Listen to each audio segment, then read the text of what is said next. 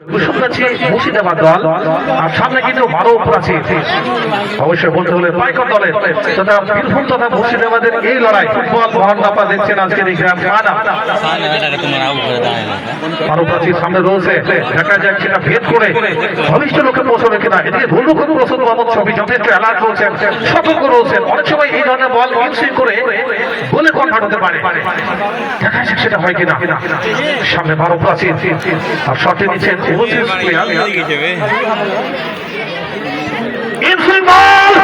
আর চমৎকার ভাবে এখান থেকে প্রতিহত হলো সত্যি দুর্দান্ত